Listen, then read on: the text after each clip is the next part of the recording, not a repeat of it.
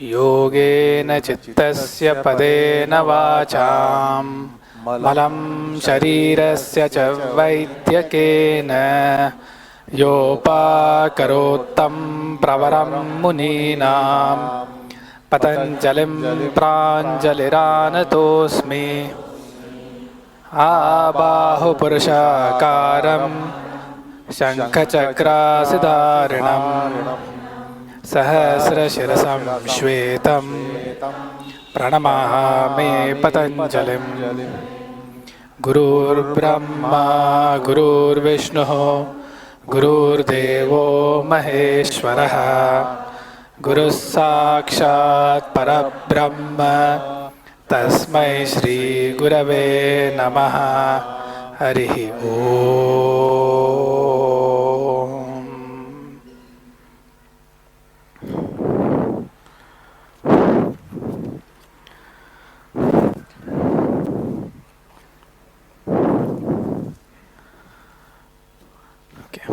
So today we start with Sutra 2.5, which defines Avidya. Okay. So this is a sort of a very beautifully and very broadly defined and still very practically defined manner in which Patanjali has defined it. Avidya as a notion, it pervades all of the Shastras. It also comes with other names like Maya and Moha and so on. But the way Patanjali has chosen to define it, without recourse to too many technical terms or presumptions or preconceived schools of thought, makes it a very broad and sort of a practical definition where all other interpretations fit in very smoothly into the way how Patanjali has defined it. In the previous session, you had a very wide survey of from him of the 2 chapters and the various marga and the path, karma and so on.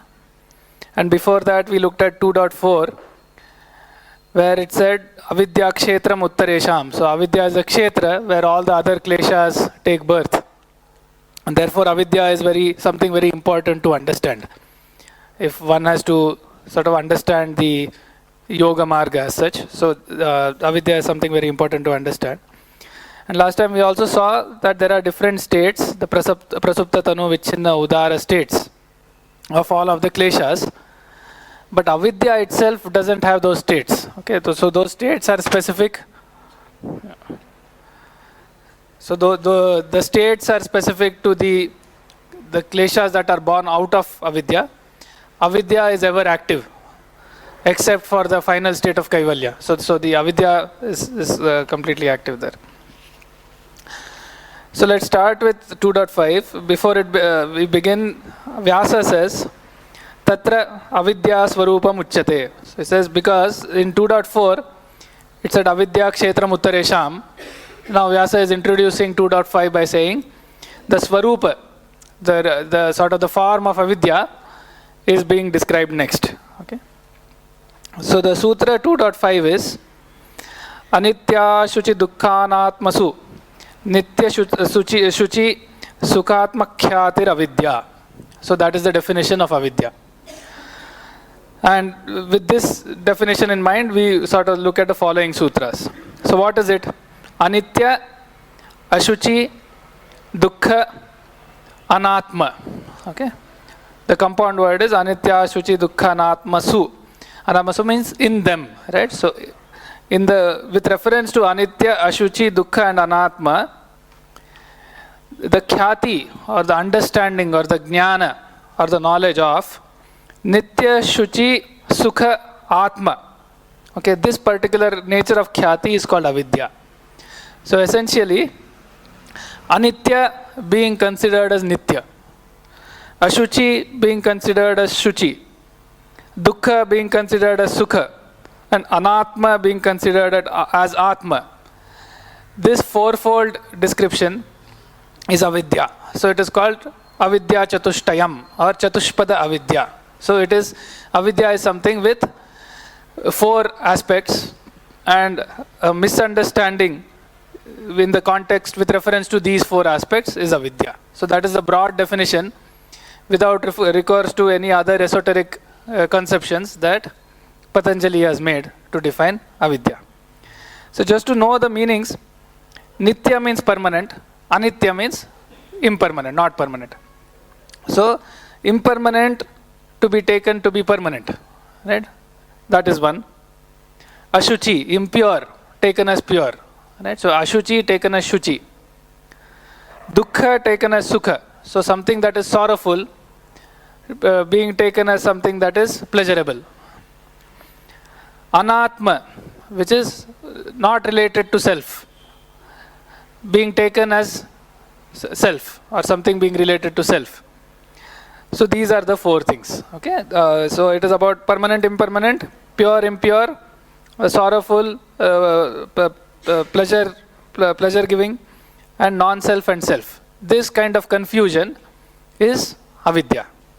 And therefore avidya, as we saw earlier, the pratyaya of avidya or the vritti of avidya is a viparyaya, because it is mithya jnanam. Viparyaya is mithya jnanam, which means seeing something as something as it really is not, right? That is mithya jnanam. So the nature of pratyaya, or the nature of understanding, or the nature of the cognitive imprint as a consequence of avidya is of the nature of viparyaya, and therefore avidya is viparyaya. Okay. And we saw that these avidya and kleshas, their pratyaya or the understanding aspect of it is the viparyaya vritti, and the nature of it as a klesha is something else. Klesha is of the form of mala or dirt or impurity in the chitta, of the form of raja and tama. And that is why avidya and the things that follow are both a vritti, they are a viparyaya vritti, but also an independent concept called kleshas, right? Vritti because of the nature of understanding it produces. Klesha because it is of the nature of impurities and dirt. Right? So to counter avidya, both the understanding has to be correct, and also the dirt has to be removed. So therefore the viparyaya goes and the kleshas also go. Right? And that is how avidya is to be understood. And once we understand avidya in that form, all the other kleshas that are born out of it, as it says, they are also to be correlated and understood in terms of avidya. So how is asmita a form of avidya? How is raga a form of avidya? How is dvesha a form of avidya? That has to be understood in that context. Okay, so we have seen the sutra. Let us look at, begin to look at what Vyasa says in his bhashya. Anitya karye nityaśuciduḥkhānātmasu. So this is a straightforward thing. In whatever is anitya, whatever karya or entity, action or entity is anitya, which is impermanent. Nityaśuciduḥkhānātmasu, understanding as nitya, as permanent. That is the first part. Tad yatha dhruva prithvi, dhruva sachandra taraka dyauhu, amrita divaukasa iti. So he is giving examples. He is saying, this prithvi, this world, this earth is permanent. Right? That is a wrong understanding, because it is not permanent. Dhruva sachandra taraka dyauhu, this whole antariksha, this sky and space with the stars and the moon, that is permanent. That is also false. Right? That is another example. Amrita divaukasaha. So all the residents of the heavens, the devas, the gods, they are immortal. Right? That is also a misunderstanding. So this is an example of impermanent permanent confusion that is being made.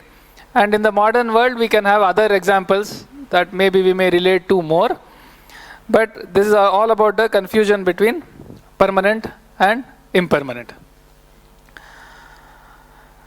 The other the other angle to this is, even in some cases where we know some things are not permanent, like the material possessions or relationships and so on, treating them as permanent, right, or very long lasting, that also is a form of avidya, because it's a nitya anitya confusion that is happening there. Now Vyasa touches upon ashuchi and shuchi, pure and impure. So he says, tatha, similarly, ashuchau parama bibhatse kaye. Okay. So here he takes a very specific example which is relevant to yoga and this context. He says the body, okay, is extremely impure by its very nature. And taking the body as pure is a form of a ashuci-shuci confusion. So in the terms of the esoteric philosophical point of view, the body is extremely impermanent and also extremely impure. It is coming out of the karma. It is the fact that one has a body is because of the raja, tama, mala and the karma vipaka, all the actions giving fruition. The rajas is the rajoguna is of the form why this whole birth and death cycle happens, right? So in that sense, and the constitution of the body, it is completely to be understood as impure because it is not sattva by nature and definitely not gunatita by nature, right? So it is of the nature of impurity. So he quotes, he says, Uktancha, Vyasa is quoting, Sthanat, Bijat, Upashthambat, Nisyandat, Nidhanadapi, Kayam, Adheya Shauchatvat, Pandita hi Ashuchim Viduhu. Okay. So Pandita hi Ashuchim Viduhu means the wise consider it impure. Why? It is the references to the body. Why? Sthanat. Okay. So basically in the sense of where it arises from, where the birth takes place and where it resides. Bijat, the way it is conceived. The conception or the conceive of a birth of a baby is essentially of the nature of the Rajoguna. Okay, so the Bijat. Upashthambat. Upashtamba means ashraya. What is the substantive form? It is of the nature of all the fluids and everything coming from the food and everything that is eaten. So it is made of blood and flesh and so on. So Upashthambat. Nisyandat. So based on the things that flow, there is sweat that is flowing, that is urine that is coming out and so on. From that point of view also, it is impure. Nidhanat, from the fact that it has to undergo death and decay. Right? In that sense also, it is impure. What is impure? Kayam. So kayam is body. So what is the nature of it? It is a adheya shauchatvam. It is of the nature of adheya shauchatvam, means the purity has to be instilled into it. It is not essentially pure. So there is bathing, one has to have bath, one has to sprinkle holy water. Before any religious ritual, there is a purification of the person performing the ritual that happens through holy water and mantras. So essentially, the body is not pure by itself. So adheyam refers to the fact that there is a certain way that it needs to be purified. Okay, so adheya shauchatvam. So adheya shaucham tasya bhavaha adheya shauchatvam. So it is of that nature that it has to be purified through various acts. That is another reason why that is impure. And therefore, the wise consider the body as impure. However, so if you look at all the yogic texts, even Hatha Yoga Pradipika and everything else, the advice to the yogi is to avoid the jana samsarga, too much contact with people, and in general, the importance to the body is entirely discouraged in the yogic thought. And therefore, iti ashuchau sharire, in this impure body, shuchikhyatihi, seeing purity there. Okay. So iti ashuchau sharire shuchikhyatir drushyate. So he says in this world, often in an impure body, purity is being seen. And that is seen everywhere, and therefore this kind of avidya is prevalent. Okay? And Vyasa spends a little more time here, and slightly he goes towards a poetic description. He says, Naveva, so Nava iva, Shashanka lekha, Kamaniya iyam kanya. So he is giving an example of something very much worldly and material. So somebody describing a damsel, saying, Nava iva Shashanka lekha, So it is like a fresh new crescent of the moon, right? So there's somebody describing a damsel as a fresh new crescent of the moon. Kamaniya, attractive. Madhu amrutavayava nirmita. So her limbs and body are made up of the combination of honey and nectar. Right? So this is all the poetic description. Madhu amrutavayava nirmita iva. Chandram bhitva nisruta iva. It appears as though she's broken the moon and emerged out of the beauty of the moon. Nilotpala patrayatakshi. The eyes are like the petal of the blue lotus. Right? Havagarbhabhyam lochanabhyam jivalokam ashvasayanti iva. So through her looks, which is made up of the Shrungara rasa. So through her sort of romantic looks, right? She is bringing in trupti in this world, right? Iti. So this is kind of an example of a description that the worldly people would do. And he's saying, Kasya kena abhisambandha. Vyasa is asking, what is being related to what? Right? Because in the yogic parlance, body is extremely impure.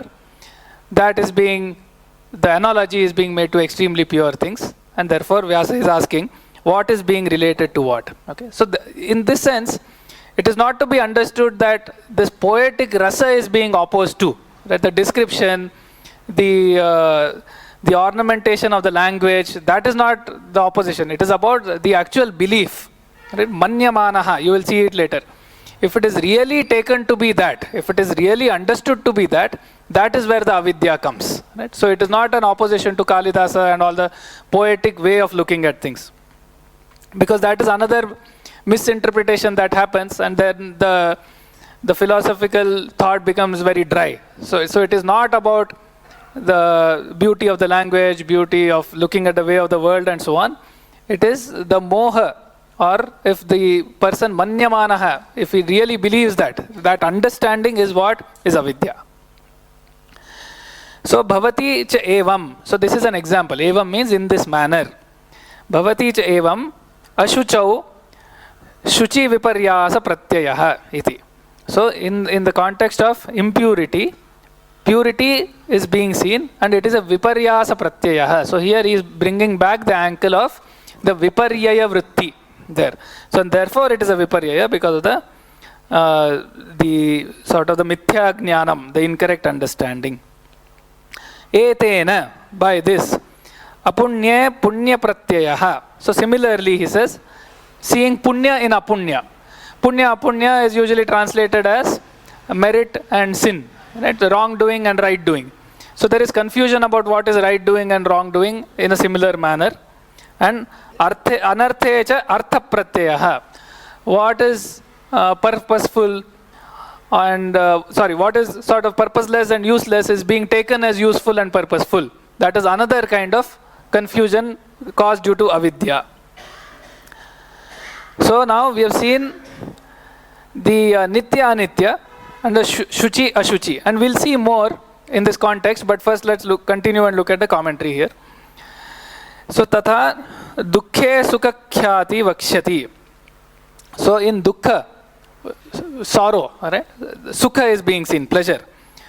And this will come, Vyasa says, in a subsequent sutra where Patanjali says, parinama tapa samskara dukkhaihi gunavritti viradhacha dukkhameva sarvam vivekinaha.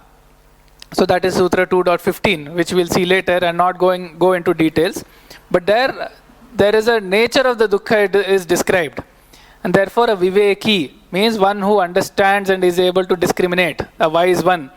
For him, all this samsara, all this prapancha is dukkham. Everything is of the nature of dukkham and not to be mistaken to be sukha. And that will be explained later. So tatra sukakhyatihi avidya. So in that context, seeing that as pleasurable is avidya. So essentially, if you imagine that these kinds of wrong understanding is happening, that leads to a lot of activity. So if impermanent is taken as permanent, dukkha is taken as sukha, there is a lot of painstaking effort so that one gets happiness, so that one gets pleasure in the future. And one sees purity in impurity, so there is greed, there is want, there is desire, and so everything springs from this kind of misunderstanding, right? And if there is a yogi who sees things and labels it as that this is anitya, this is anatma, this is dukkha, so there is no hankering out of things, and all the activities and problems created thereby, they will all go away the moment one understands the nature of avidya and sees things the way they are, right? So that is how jnana of avidya. And there is a line in the Ishavasya Upanishad. It says, avidyayam mrityum tirtva vidyayam mritam ashnute. Okay? So through avidya, you cross over this mortal world, right? Avidyayam mrityum tirtva. So you have to understand. So it is of the nature of avidya. Through the understanding of avidya, one's conduct is refined, because there is a clear understanding of, oh, this is anyway impermanent, this is anyway sorrow giving, so there is no point going after it, generating all this unnecessary activity and so on. So avidyaya mrityum tirtva, but that is not sufficient. Just like understanding of avidya helps one cross over this world, the mortal world, vidyayam mritam ashnute. You also need to have the vidya, which is the understanding of the difference between this material world, the chitta and everything that evolves from it, and the metaphysical world of Purusha, which is ever unchanging, ever pure. So the vidya also has to come. So avidya has to go so that we are able to cross this samsara. Vidya has to come to attain the paramam padam, vidyayamritam ashnute. At that point, there is no mortality anymore through vidya. So that is how we link the lines from the Upanishadic text with what is given here. Next, we'll look at Atma and Anatma. So, avidya is being defined here. Now, what is this avidya? It is, as I said the other day, perverse, perversion. Seeing the things, something as a wrong. You can see certain things and it's a wrong perception. You can get illusions. You can have wrong perceptions. You can have misconceptions. Avidya is not like that. Avidya is perversion, taking in a pervert way. Taking black as white is perversion. Taking white as black is perversion. While we can mistaking something seems to be, what is actually black seems to be blue, possible. Dark blue. Actually it is white, black, seems to be dark blue. So that's a mistaken notion. While in avidya, it is opposite. It is not just misunderstanding, it's perverse understanding. That's why I have termed the word perverse science for avidya. It's not just nescience. It is not only wrongly knowing. Nescience, misscience is wrongly knowing. But this is nescience. Pervertly knowing, opposite. What is it? Nitya aditya, taking impermanent as permanent. So this is not a vision, this is not knowledge. This is vasana, this is tendency.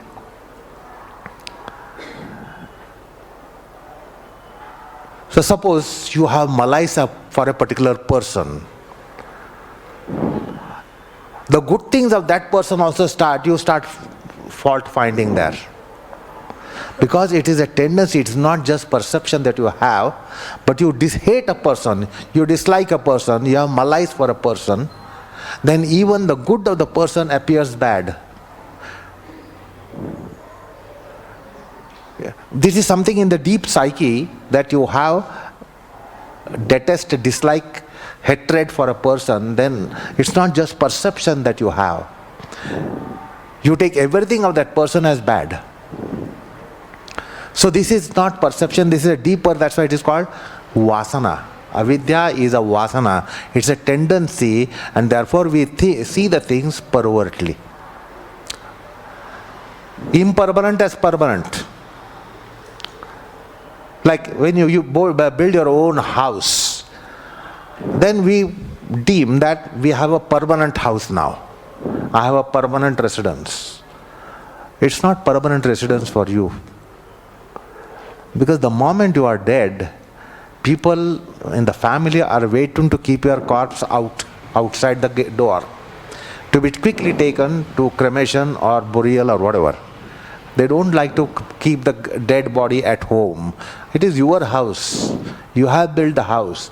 It is your property. It is your estate. But the moment you are dead, the kith and kin are waiting to keep your body outside and take it for disposal as early as possible. Why don't you keep there in your house, if that is your permanent house? That means we will be shifting our house after death. We have to go somewhere else. Although it might be your own house, you have to go somewhere else after your death. What is permanent then? It's not permanent. So we think so many things as permanent. Our assets, our estates, our properties, our belongings, we think they are all permanent, but it actually is not permanent. It is our short-sightedness because of which we say it is permanent. Then what is really permanent? There is only one thing that is permanent, which is in the realm of metaphysics: changeless, immutable, permanent, indestructible. Identify anything here which is indestructible and will not be lost. Everything will be destroyed sooner or later, now or then. Everything will be destroyed at some point in time. Then what is not destroyed? It is only one thing and only one thing that is not destroyed.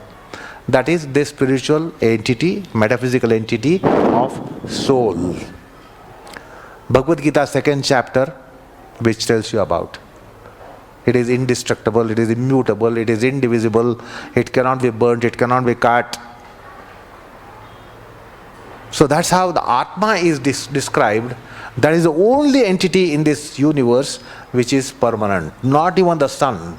Because the sun is said to be having a lifespan of 10,000 billion years. Is that right? The sun is now 4,500 million years. That means it was not there before that time. It was not there before 4,500 million years.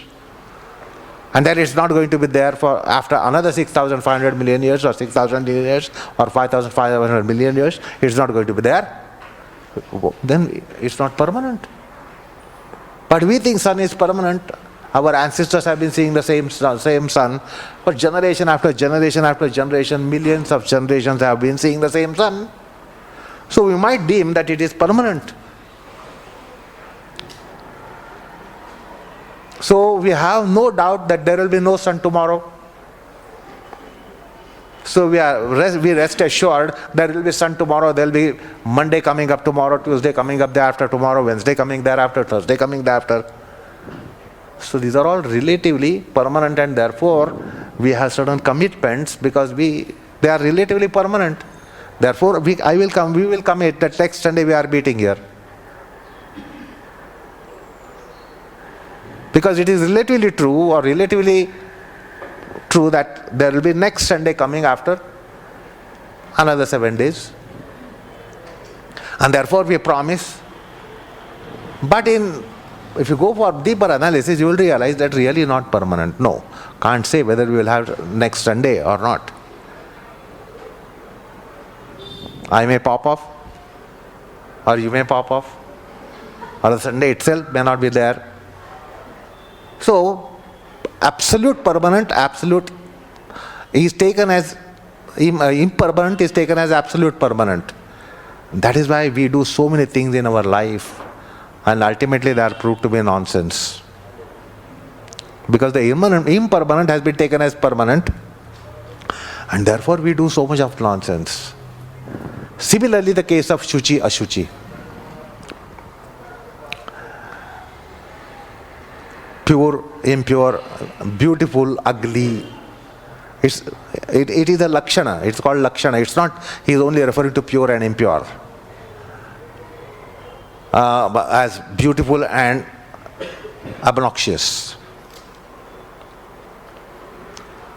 So he describes a damsel's body, which is beautiful. A damsel means apsara. So the beautiful damsel has been described. Now it is a body. It is body. So how is this body? Something absolutely obnoxious, dirty. Will you say beauty there? Will you see beauty there, which is dirty, obnoxious, where you have detest for its appearance? How can you say it is beautiful? But when a damsel, they say it is beautiful. Now what is beautiful in a damsel? The body is beautiful in a damsel. Okay. What is this body? Is the body really beautiful? Can it be beautiful? No, it cannot be beautiful. Why? Because the cause of body is dirt, dirty.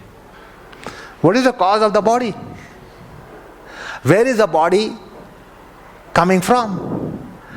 It comes from the bottom of the trunk, which is the garbage of human embodiment. All the dirt gets at the bottom of the trunk. And from something from that, the sperm cell and ovum cell, which is there in the dirtiest part of the body, the life is created there. So the cause of the body is dirt. It is coming from dirt. Ovum cell and sperm cell, it forms, the life is conceived there, and they both are dirt of the body actually. Both are coming from dirty gates of the body, and the life is formed in the dirty dirty location of the body. Okay. Furthermore, this body is sustained by what? This body is sustained by food. That is why it is called Annamaya Sharira. The body is made up of food. The food is transformed into this body. When you eat food, the food becomes skin, flesh, muscles, bones, tissues, cells. The food becomes all this. So in one sense, the cause of the body is food. Because the food turns out sperm cell, that's the last output or last product of the food we eat. From food we get skin, flesh, muscles, bones, etc., body matter. And the last of it is called Shukra Dhatu, both in men and women. And the Shukra Dhatu of Ayurveda is our outcome of food. So sperm cell is nothing but a product of food that a man eats, and ovum cell is nothing but product of the food that a woman eats. It's an end product of food that we eat. Now, what is this food? Is it really clean? No. From where the food comes? You get the food from land, from field, from ground. All food is from the ground. How is this ground? How do you get food? Now we know that for farming, etc., in agriculture and farming, for the food to grow, they put manure. What is manure? All the dirt. We all relish food, wonderful taste, wonderful delicacy. Is there any chance that we will relish manure? We can't stand its smell also. It's so obnoxious smell that we can't stand manure.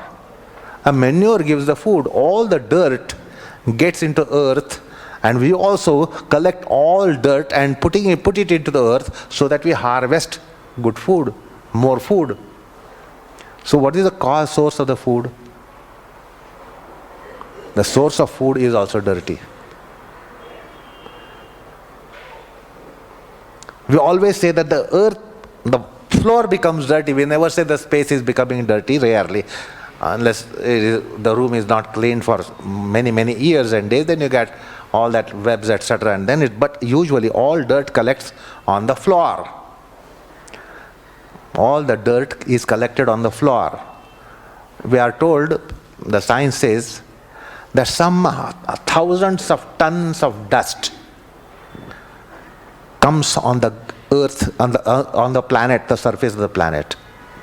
Now dust is not a good thing. Dust is not a good thing. And the dust is coming to the ground, some millions of tons every second from cosmos.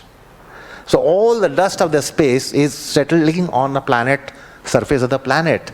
That's why so much of dust comes up. That's why if you see the dust on the floor, in a couple of hours, you have swept the house, mopped the house, come back after 1 hour, you will see dust is collected. From where the dust is coming? The dust is in the atmosphere. It's all coming down on the earth. So earth is nothing but huge body of dust. Like we have water bodies, earth is a dust body. Like we have water bodies on the planet, the earth floor is dust body. All this is dust. The flooring is dust. But see, how do you say, oh, beautiful marble. Enchanting marble, floor is beautiful, palace. What is it? Materially, it is nothing but dust. Dust is formed into a marble. Dust becomes marble, and we say, what a beautiful marble.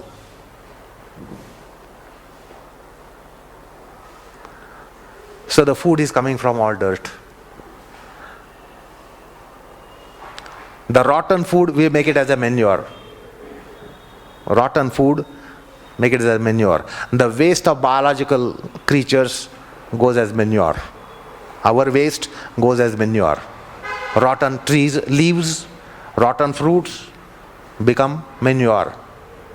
So the rotten things are giving rise to food. And the food is giving rise to body. And the body is coming up from very dirty, obnoxious location. And whole surrounding there, nothing is not dirty in that locus where the life is formed, where the formation of the life takes place, in the womb. All substance there, obnoxious. Will you like to taste the substance which is in the womb?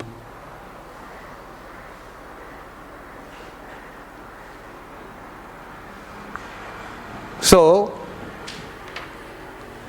how we have the perversion that what is really essentially dirty, wholesomely dirty, whole and solely dirty, we take it as beautiful. Well, that's the philosophical analysis of the description of the damsel that he has given. Damsel is a human body. A human body comes from where? What is beautiful? How can it be beautiful when the whole material cause of it is completely dirty, obnoxious, and then we see the beauty there. So also sukha dukkha. Now we classify something as pleasure and something as pain, and we say what is pleasure is not pain and what is pain is not pleasure. Is that really true? Is that really true? We can easily identify pain in pleasure, which we will be told in the 15th chapter. I will just give you a small example here. So something is pleasurable for us. We are convinced that this is pleasure. We get pleasure. We enjoy pleasure. Okay, then what? If you enjoy pleasure, what happens? You start developing attachment for the instrument that gives pleasure or the very object that gives pleasure. Is that right? If you are getting pleasure from something, you start developing attachment for the instrument, the agency or the cause. Then what happens? You start loving it. When you start loving it, simultaneously you start hating which opposes that. So the love and hate, you just do not develop love. When you have love, you also simultaneously develop the hate for antagonizers. If an instrument gives you pleasure or an object gives you pleasure, that which is antagonizing the object or antagonizing the instrument, you invariably get aversion. Is that right? You like an object. You love the object. It gives you delight, pleasure, okay. But that is which is alien to the object. What will be your reaction? Invariably, you will have aversion. Okay? Or the instrument that gives you pleasure, that which is antagonizing the instrument, you will develop aversion. So the attachment aversions are two sides of the same coin. You can't just pick up one side of the coin. Okay, then what happens with attachment aversion? You start getting pravrutti nivrutti. Either you will do or not do. To get the pleasure, you must do something till you will get repeated pleasure. You will get the pleasure once again. Or you will not do and therefore you will get pleasure. So you either engage in doing or not doing. Okay? You either engage in doing or not doing. If you get engaged in doing or not doing, they both are karmas. Doing is also karma. Not doing is also karma. The karmas will give you fruits. And then you will experience the fruits. So you will be caught in the wheel of action, reaction, act, fruit, fruit, act, act, fruit, fruit, act. And you will be caught in the wheel. You will not escape the wheel at all. I liked it, therefore I am taking it. I liked it because now I will try to procure it, attain it. To attain it, I will do something or I will refrain from doing something. So I will be getting engaged in karma. And then the delight also creates impression. If you go on liking, you will start liking more and more and more. When you like more and more and more, you lose all the sense of right and wrong. When you are infatuated for something, what is the chance? There is no chance that you will do something right. Is that right? So if you like something, can take you to infatuation. If you go to infatuation, then you will be weaned away from what is right, without doubt. So you are not doing right. If you don't do right, you will be ending doing wrong. If you end up doing wrong, you are going to get bad fruits. The wrong will never will be never giving rise to good. The wrong will never give rise to good. Wrong give rise to bad. So you will have to face the bad. You don't like the bad, you have to take the bad. You get the bad, you develop aversion. If you get aversion, again what? You either end up doing something or you don't do something. So again you are subjected to sukha, dukkha. Even pleasures give you pains, either as an effect or in near future or in a distant future.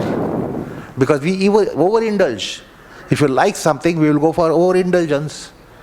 What is the effect of overindulgence? Bad. Overindulgence will never have a good result. It will always have a bad result.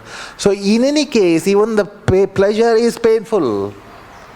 Now how it is painful will be analyzed in 15th chapter, which I will not go into it now. But I have just given an illustration here, how you will understand that even what is pleasure is potentially a pain, sooner or later.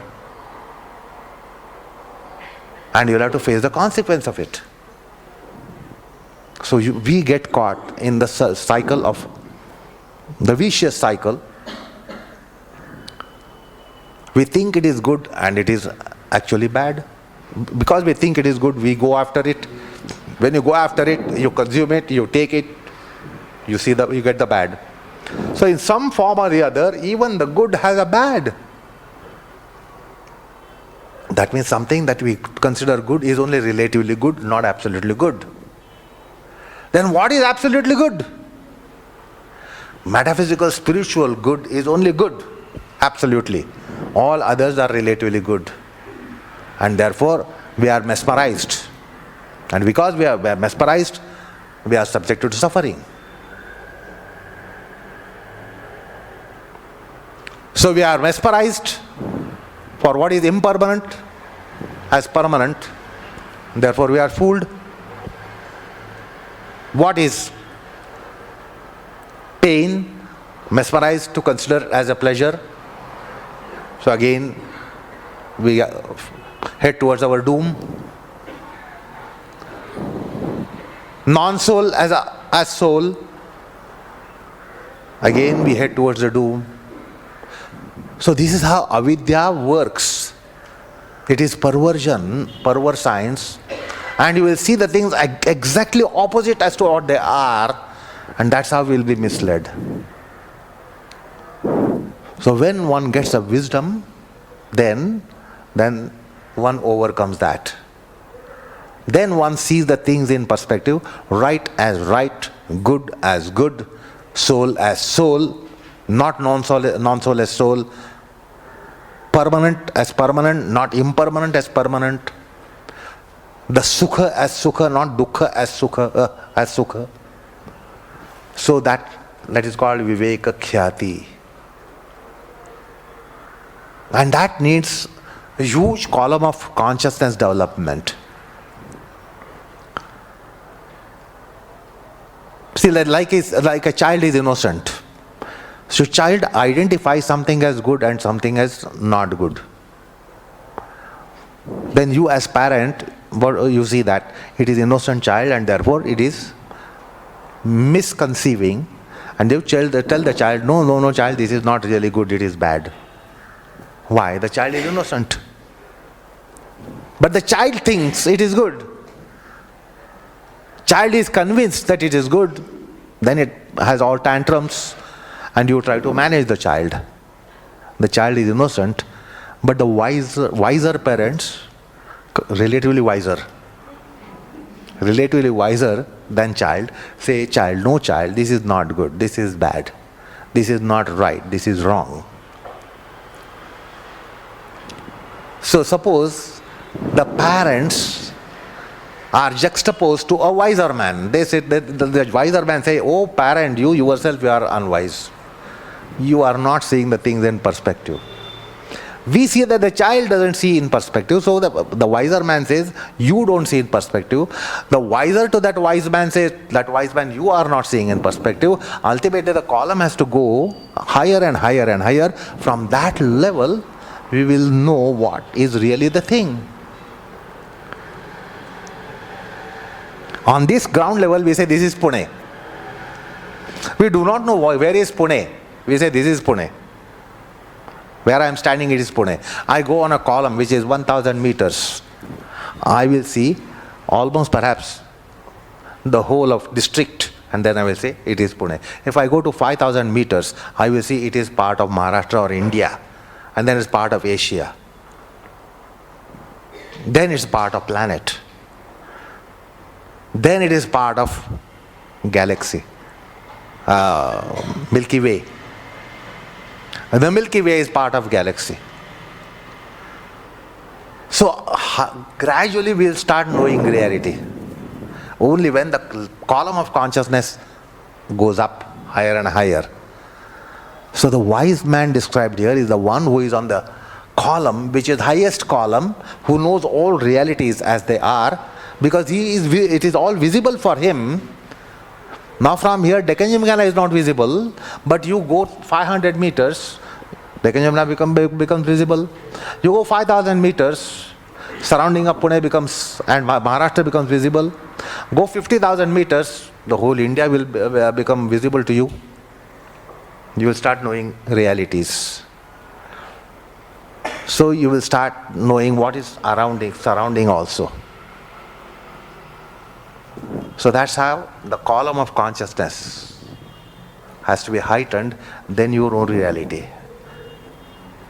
Many of us think that to be on ground level we'll know reality. It is not true. And that's ideal for us. It's figuratively said, no one should be grounded. If you are grounded, you will not see the surroundings. You will not know where you are.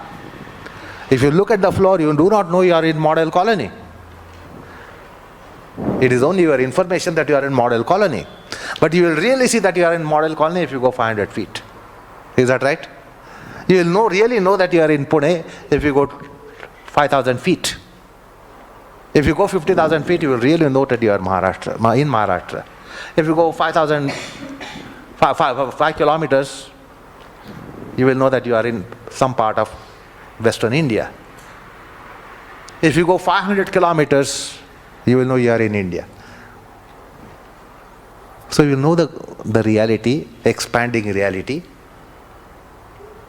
And unless you have this knowledge of expanding reality, you will never know reality. So avidya is countered by viveka, and viveka is that which makes you identify where are you. So also, what are you? How are you essentially? The wisdom does that. So we all say, I am fine. We do not know there is a potential viral infection which will surface tomorrow or day after tomorrow. Only when it surfaces, then you will say, oh yeah, now I got an infection, viral infection. Coronavirus. We do not know. Already it might have entered. We'll have to wait for a week or 10 days or a month or 2 months maybe. Infection, we already have infection, and when it appears by symptoms, then we say, I am infected. It's not that point in time you are infected. You were infected before that. Is that right? So that's how the reality you will be knowing. Who am I? Where am I? Whence am I? Where am I going? What is all around this? This is knowledge. Adhyatma jnana. That will counter the avidya. Knowledge will counter avidya. So this is how avidya is. All the time, like I am man, I am young, I am old, etc., etc., this is my age. It is all avidya, it is not absolute reality. But see how much we are embracing it. That I am man, woman. You don't say, I am not a man, it's illusion. You don't say, I am not a woman, it's illusion. You don't say, I am not 30, 40, 50, 60, it's illusion. No. We embrace it as a reality which is not real. That is avidya, avidya vasana. That's why it is a klesha, it is not a vritti. Viparya is a vritti.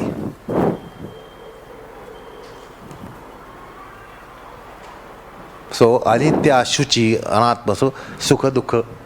So these are the 4 phases of avidya. And here, this is the confounding thing, and we are confused, and that is why we are where we are now. Therefore, we are what we are now. Like man, woman, Eastern, Western, Oriental, Occidental, this race, that race, this kind of ancestry, that kind of ancestry. It's all because of this. And that is almost reality for us. There's almost a reality for us. It's not absolute reality, it is relative reality. And we are caught into it. And that's why we mess up with our life. Because we think everything is a virtual, this is all, which is virtual reality, we think it is reality. The deer, Kasturi,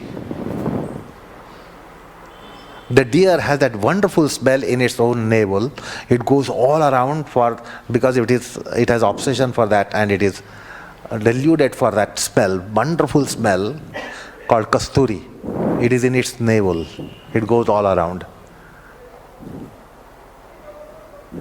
So, that permanent is within us. We try to look around and what is permanent, what is impermanent. The permanent is within us.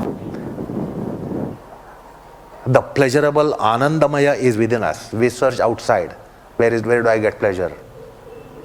Nitya is within us. We search outside.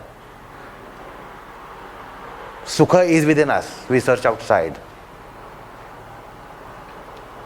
Atma is within us. We search outside. Who is mine? What is mine? We develop mineness for so many people. These are my people, these are my things, this is my property, this is... We embrace it, which is not really ours. Which is not really ours. Anatma is taken as Atma. It's all within us, and we are searching everything outside. Where do you search truth? You search outside. Where do you search good, pleasurable? You search outside. Where do you search bliss? You search outside. Where do you search permanent? You search outside, which is actually all inside. And we are searching outside where it is not. What is the chance that we will get it? But still we are being fooled, and will be fooled, and will be going after in search of all these things. Let me search the permanent, let me search the good, let me search the pleasure, let me search the bliss. We will be searching outside where it is not there. It is actually within us. This is the Avidya, which is within us. We are looking for outside. Where will you find?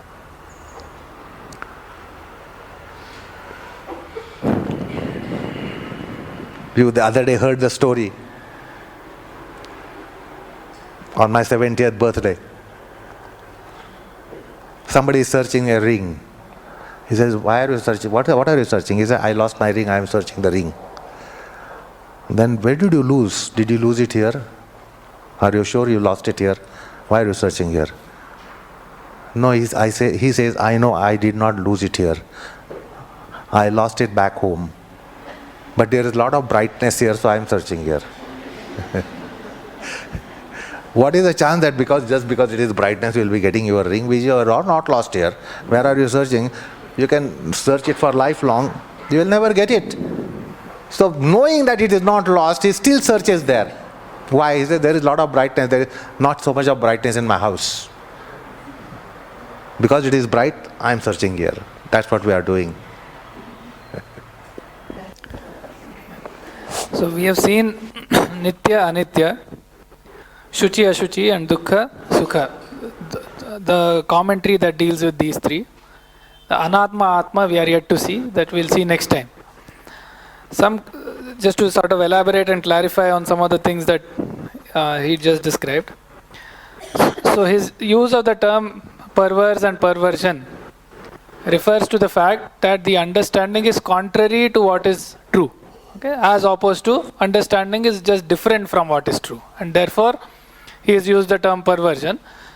I just wanted to clarify because that has some other connotations which don't really apply in this usage. So it's more about the understanding being contrary to what is real. And that is the nature of Avidya. We will actually later, we'll see Vyasa describing how the term Avidya, the word, is to be understood to get the meaning. And there's a whole paragraph on that which we'll see later. The other thing was the body as impure. His description is the interpretation in the terms of dirt as interpreted again in a worldly form, right? Because manure being dirty, dust being dirty is still a worldly interpretation of what dirt is. And it is a perfectly valid interpretation to explain why the body is impure in terms of right from the conception and birth and the later life. There is also another point of view on that brings out the ashuchi, the impurity of the body, which is described very nicely in the Bhagavata Puranam, where there's a very sort of a beautiful description of a jiva, a life form, going through the birth and death and after death and returning back to samsara and so on, where the jiva, after experiencing the period after death, right, is coming back to be born in the samsara, and in some sense it is riding the way as he described the sperm and ovum cells. The jiva is riding that, and it is seeing that everything is full of, this whole action is of the nature of rajas, the rajoguna, and it is riding that, it's seeing everything is rajoguna, and in that torment of raja it enters the mother's womb as a tiny particle in a completely alien womb, right? Then the same jiva, it sees, there are so many chemicals and fluids and everything else, and it is being tossed about. Then that jiva grows in size and becomes bubble-like, right? And I don't remember exactly, but something like in 3 months, it realizes it is here. And after experiencing the life after death and coming back into the samsara, it feels like it is a caged bird. It has nowhere to go. In the womb, it is going hither and thither, being tossed about by sort of the turbulence and the fluids. After a certain period, after I think 6 months, it remembers the Paramatma, The jiva says, oh, I am this little jiva, oh Paramatma, please save me. I have seen the beauty of Paramatma, I have seen the freedom there, but now I am caught. I surrender everything to you, and so on. And then the jiva remembers all its previous life forms in that form, right? And it says, oh, this is my previous birth, and everything comes back to it with the vasanas, and it is surrendering itself to the Paramatma, but it understands that because of the karma, it is in this womb, it is now growing, and there is no space for it in the womb. The food eaten by the mother is coming, and it sees the fluids coming in, but as time goes, it feels more and more constrained, and it needs space. And then it gets delivered as there is a prasava vayu, right? The vayu, the internal vayu of delivery, the prasava vayu sort of pushes the baby out of the mother through the narrow passage, right? And it says, as it moves out of the narrow passage, it forgets all the knowledge and the previous births and everything that had come to it, knowledge of the Paramatma, knowledge of the previous birth. It vanishes because of the prasava vayu pushing it out. It comes out, it realizes it is in the world. It has forgotten all the knowledge and the previous births, and then it starts crying, right? Because it knows that it is going to be, now it has to undergo this whole life, right? And then it says the parents are around it. They mistake it, oh, it might be hunger, it might be cold, it might be insects and so on. But the jiva knows why it is really crying, right? So it's like beautifully described in the Bhagavata. And then it goes on to says that this same jiva, as it grows in youth, and then the married life, where it has to earn money, it has to sustain the family, and it sort of there's a whole big passage on how it struggles, how it earns, how it tries to sustain. But it is tormented by sort of bad luck and abuses and so on. And then in old age, all the people that it tried to sustain, now they don't care for it anymore. And then there is disease, and then it goes away, right? So that is the nature of the samsara. And once we have that perspective, we see from a totally different point of view why the body is considered ashuchi, right from the beginning. So from the perspective of jiva, who knows the Paramatma, who knows the nature of the self, who knows what is vasana, from that perspective, which is a completely different perspective of earth and manure and food, from this perspective also, it is a completely ashuchi. And the yogi who has seen similarly the purity, the permanence due to his viveka khyati, who has seen the purity of the Atma and the Paramatma, now you would sort of be able to relate why he sees all the samsara as made of dukkha, made of raja, tama, sattva and so on, everything that is bondage, right? And therefore this is ashuchi, and taking that as shuchi is of the nature of avidya, and it is contrary. So that was the other thing. The third thing that he said was the punya can also be binding, right? So the meritorious act, so to speak, right? So the reason it is binding is the worldly punya, a worldly merit, reaps a reward, a fruit, right? The reward is the nature of sukha. It gives pleasure. You did good thing, you get good things, right? But the sukha, we say sukhanushai ragaha, so which we'll see later. The sukha leads to raga and the nature of desire, right? The desire again leads to punya, which again leads to sukha. So this cycle is forever binding, right? So even in the Bhagavad Gita, even the sattva is said to be sukha sangena and jnana sangena, it ties, right? So even the worldly purity and the merit, it is also of the nature of bondage, right? So that is the other thing I wanted to clarify in this context. So that's why when the baby is before it is born, it knows from where it has come, it knows the reality, complete reality is known to it. And why it cries, as you said just now, because it loses all the memory, all knowledge is gone, and it is infested by ignorance. The child is infested by ignorance. That's why there is a wonderful kind of story in Vedas, Vamadeva. While he was in the womb of his mother, he said, I am not going to come out from the gates, lower gates. Because if I come from lower gates, I am going to lose all my wisdom. I know who am I know where I should be going. I know that very clearly. I will not come out from the lower gates. Because the moment I come from that lower gate, because as I told you that the gas pushes the life to come out from the gates. It's a narrow passage. And it is really quite a torment. So suppose you have to go through a very narrow passage, it's a tormentation to you, is that right? So it is enormous tormentation to come out from that narrow gate. So Vamdeva says, no, I am not going to come out of this from the gate. And therefore, he is instantaneously liberated. He doesn't come out of the womb of the mother, but he goes to eternal space from where one doesn't return. That's called liberation. Liberation is that plane from where one doesn't return at all. Yad gatva na nivartante tadhama paramam mama Bhagavad Gita. Where having gone, you never return. So he said, I want to go to a region from where I will not return. But if I come from the usual gates, lower gates, I am going to come back. So he says, I am not going to come up. He refuses to come out. And then he goes out from unusual gate, which really doesn't need any gate, because the soul is noumenal. The soul is noumenal, doesn't have any dimensions. And the soul escapes and goes to that abode from where there is no return. Vamadeva got instantaneous liberation before birth. Because he says, if I get a birth, I am going to die. If I die, I take a birth. So I will not be escaping the cycle of birth and death and birth and death, and I don't want to take birth. If I come out, I become life. If I become life, I have to go through the torment of life. And then I will have to die. Again take a birth. He says, no, I am not going to take a life. Become a form of life. That's how Sadhyo Mukti. It's called Sadhyo Mukti. Instantaneous, immediate.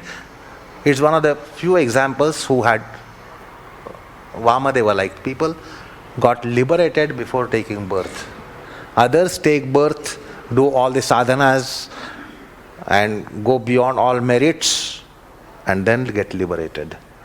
That is called Krama Mukti. There are two kinds of muktis. Krama Mukti means in stages, liberation by stages. And without stage is called Sadhyo Mukti, there itself, then itself, getting liberated. Vamadeva refuses to come out from usual gates. And that's how he gets liberated, because he knows who am I. So all the babies before birth, they know who am I. But once they breathe the air outside, cord is cut, they breathe from outside. That's why the babies breathe, I lost everything, I am losing everything, starts weeping. I have lost everything, weeps. And people around smile. So Kabira says, when a life is born, the life cries, others people laugh. Lead such a life whereby others will cry and you will laugh. Die that way, that you will laugh, others will cry. Such a life should be led. Otherwise, many of us lead such a life, people are happy. Thank God, he's gone. Okay. So we'll stop here and continue on the same sutra next time. So chant the slokas on Guruji. वैज्ञानिक शिक्षकत्वे वैज्ञानिक शिक्षकत्वे कलाकार आसनेषु यः कलाकार आसनेषु योगाभ्यासे च तत्त्वज्ञः योगाभ्यासे च तत्त्वज्ञः तं वन्दे सुन्दरं गुरुं तं वन्दे सुन्दरं गुरुं योगवृक्षो लोकेऽस्मिन् योगवृक्षो लोकेऽस्मिन् वर्धितो यस्य प्रेरणया वर्धितो यस्य प्रेरणया योगाचार्याय गुरवे योगाचार्याय गुरवे सुन्दराय नमो नमः सुन्दराय नमो नमः